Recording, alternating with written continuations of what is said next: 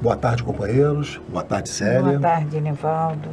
Mais uma vez estamos aqui, nesse momentos que antecedem às 18 horas, esse horário tão significativo para todos nós, horário que elevamos os nossos pensamentos à nossa Mãe Maria Santíssima, essa mãe que nos envolve, que nos pega no colo e que nós recorremos a ela sempre que estamos aflitos, precisando daquela ajuda, daquela intermediação junto a Jesus. Sabemos que ela, como mãe, tem essa permissão de nos aproximar cada vez mais dele.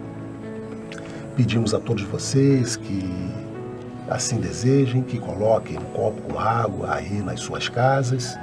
Durante o nosso horário de Maria, essa água será magnetizada. Nela conterá todo o medicamento necessário a cada um de nós, a cada um de vocês aí. Daqui a pouco nós vamos pedir para que a Célia leia um pedaço do Evangelho, uma parte do Evangelho, faremos breves comentários e daremos então prosseguimento ao nosso horário, ao nosso encontro de Maria. Então, o Evangelho segundo o Espiritismo, uma obra codificada por Allan Kardec. No capítulo 2, nós temos, o título é Meu Reino Não É Desse Mundo. E o item, o capítulo é o capítulo 2, né? E nós vamos ler o item 2, a vida futura. Por essas palavras, Jesus claramente se refere à vida futura. Item 1 e 2. Desculpe, é o item 1 e 2. Então, item 1. Pilatos, tendo entrado de novo no palácio e feito ver Jesus à sua presença, perguntou-lhe: És o rei dos judeus? Respondeu-lhe Jesus: Meu reino não é desse mundo.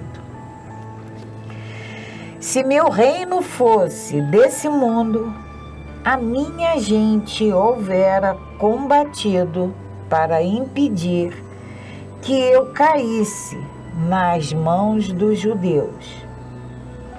Mas o meu reino não é aqui.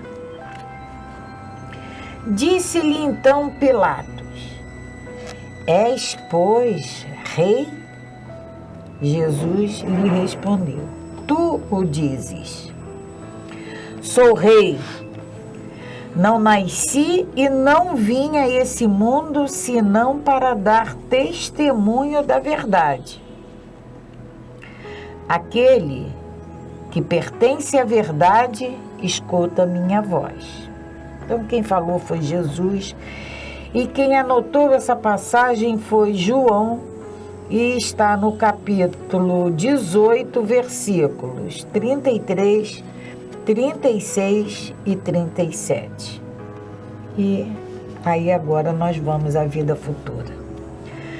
Por essas palavras, Jesus claramente se refere à vida futura que ele apresenta em todas as circunstâncias como a meta que a humanidade irá ter e como devendo constituir objeto das maiores preocupações do homem na Terra.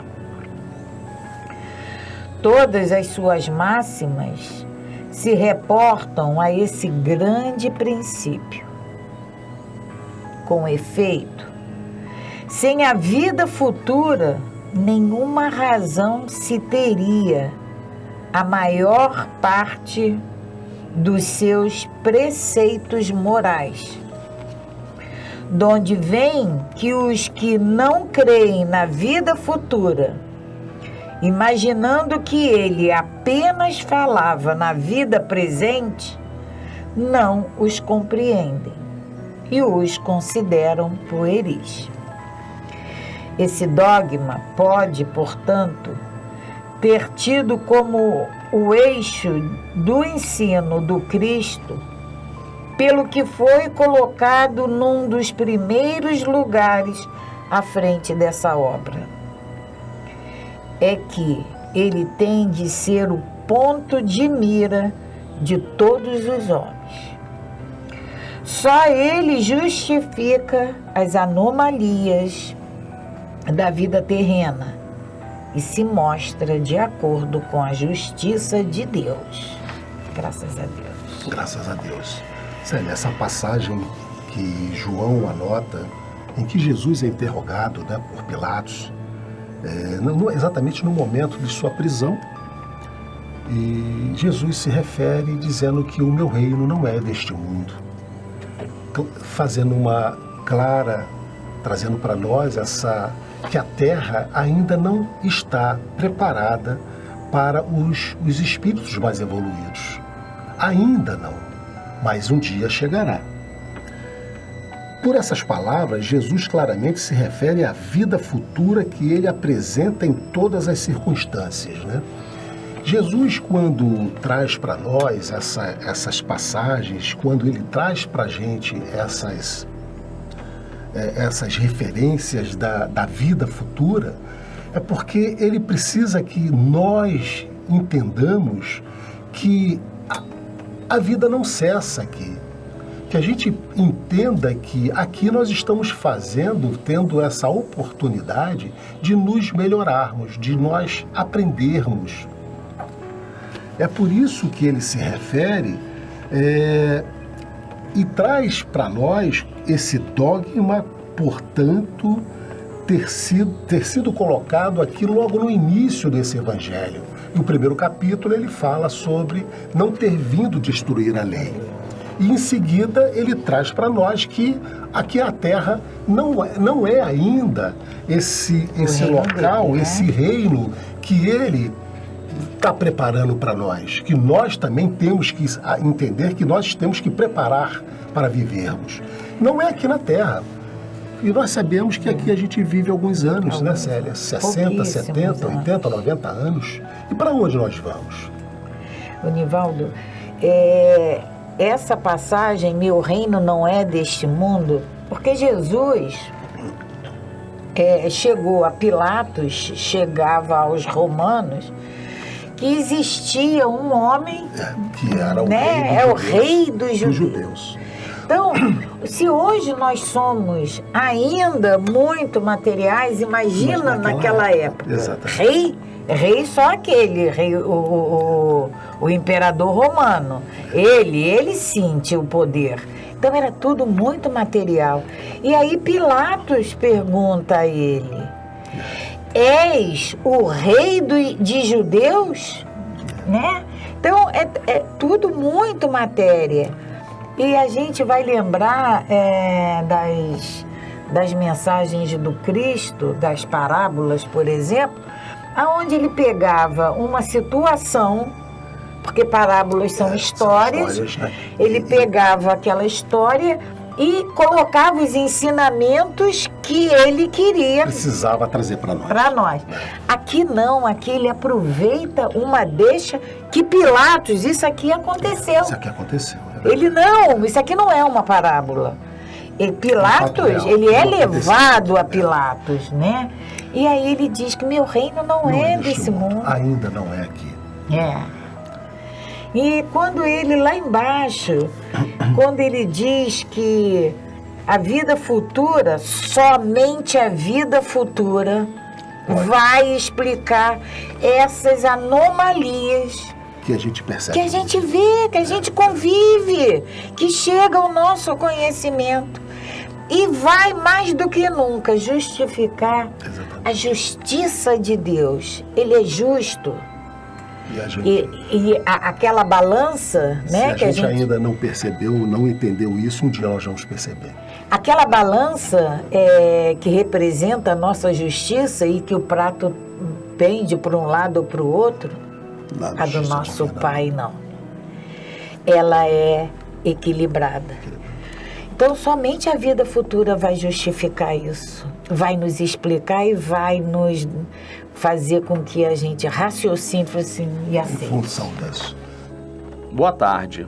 Hoje vamos ler o livro Tempo para o Entendimento, mensagens de Francisco Cipriano e Irmã Germana, psicografada por Celi Durão durante os trabalhos em nossa casa. Sentidos. Hoje quero lhe falar sobre os sentidos. Ver e não enxergar, ver para crer, ver com os olhos do espírito, ver com clareza tudo o que se passa à sua volta, ver e participar, ouvir e penetrar no sentido das palavras, não tornar o ouvir um meio de satisfazer curiosidades, saber ouvir e saber calar, qualificar o que ouve, saber discernir o que o outro quer dizer, ouvir as queixas de quem sofre e dar atenção a quem precisa, guardar para si o que lhes foi confiado, evitar dar ouvido a mesquinharias, não se deixar influenciar por palavras ofensivas e não se entusiasmar com elogios exagerados, dar ouvidos a quem merece. Sentir o perfume do ar, sentir o perfume das flores, sentir o cheiro da chuva, da terra molhada, o olfato que abre o apetite, o cheiro de uma comida bem preparada abre o paladar. Tudo isso faz parte do seu viver, sentir o cheiro dos frutos. A natureza exala seu perfume em tudo, o que toca. Tudo o que é terreno é divino. Nosso Criador foi pródigo ao adotar o homem com o olfato, para que mesmo sem ver, sentir, ter prazer, ter estímulo. Tocar o outro, abraçar, unir, sentir seu semelhante, ser puro para receber e doar. O toque físico e o toque espiritual fazem parte da condição humana. O sentido da vida revela-se na atenção que cada um dá a tudo que se passa dentro de si e a sua vida volta. O verdadeiro sentido da vida é perceber a presença de Deus, ouvindo os apelos de seus corpos, os apelos da natureza, os apelos para que passagem pela terra seja o caminho para a elevação espiritual. Minhas mensagens são dirigidas a vocês como guias de conduta. A reflexão deve ser diária. O exercício da prece, da meditação capta ondas curadoras, reparadoras de elevação. O contato com as forças espirituais reforça suas energias. Vivam bem, vivam felizes para poderem superar os problemas desse velho mundo e poderem minorá-los. Pense nos que se foram, mas sem amargura. Reajam a sentimentos menos nobres. Não sigam regras pré-estabelecidas. Sigam as regras do amor. Não se esqueçam de que a evolução se dá através da leitura, do ouvir os conselhos de quem já viveu, de ouvir as vozes da sua consciência. Ouçam a música, cantem, vibrem em todos os momentos de suas vidas, pois estarão assim se preparando para uma vida espiritual plena e verdadeira. Fiquem na paz de Jesus, de São Francisco de Assis, que amou e contemplou tudo que estava à sua volta. Graças a Deus. Então, Célia, estamos nos aproximando das 18 horas.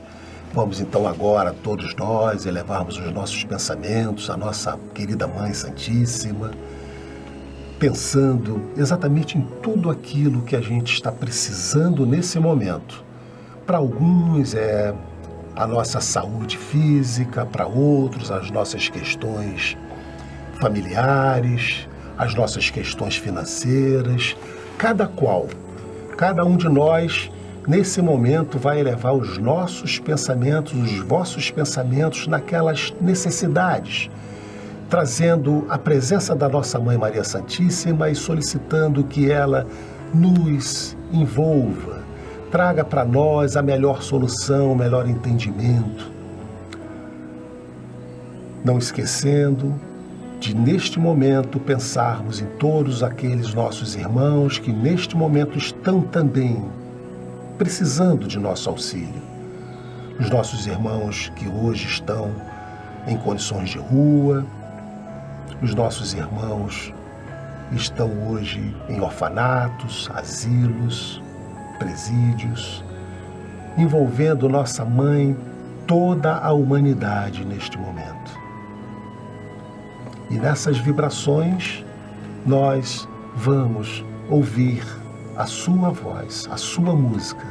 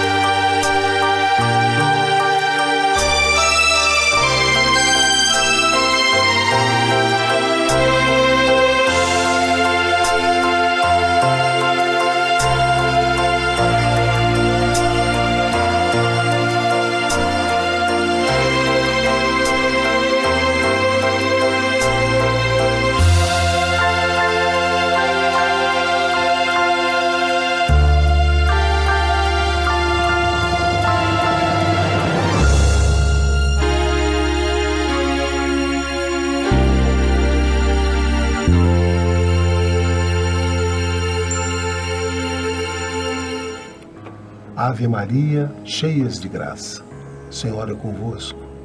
Bendita sois vós entre as mulheres, e bendito é o fruto do vosso ventre, Jesus.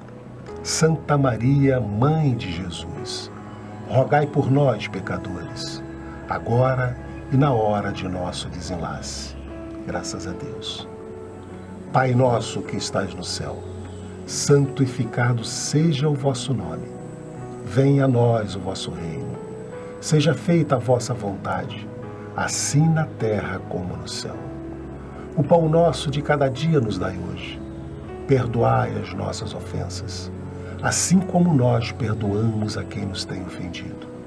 Não nos deixeis cair em tentação, mas livrai-nos de todo mal. Amém. Que tenhamos todos uma noite abençoada, de muita paz, de muita esperança e fé. Fé na nossa Mãe Maria Santíssima, no nosso Deus e no nosso irmão Jesus. Que assim seja. Paz e bem, paz e luz. Paz, muita paz.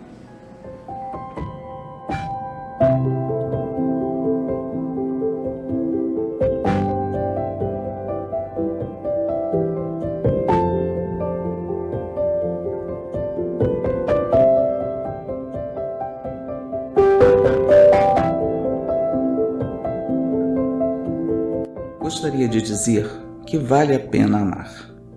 Se você não é amado, não é importante. Importante é quando ama. Não se preocupe com os inimigos. Todos nós temos inimigos, mas isso é secundário. O importante é não ser inimigo de ninguém. Se alguém não gosta de você, o problema é dele. Mas quando você não gosta de alguém, o problema é seu. Então, ame. Seja qual for a circunstância, o amor é o sublime elixir da plenitude, para quem o esparge e para quem é dirigido.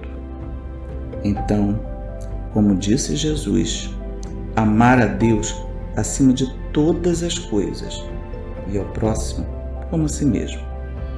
Ame-se também. Quando você se ama, você se instrui, você se cuida, você se prepara para uma vida feliz. E somente quando você se ama que você é capaz de amar a outrem, porque amando-se, você pode perceber as dificuldades que existem para o indivíduo abandonar as suas imperfeições, as suas mazelas e a tornar-se a tolerância, a compreensão, a fraternidade. Por fim, o amor. O amor é a alma da vida. Paz e bem, paz e luz, paz, muita paz.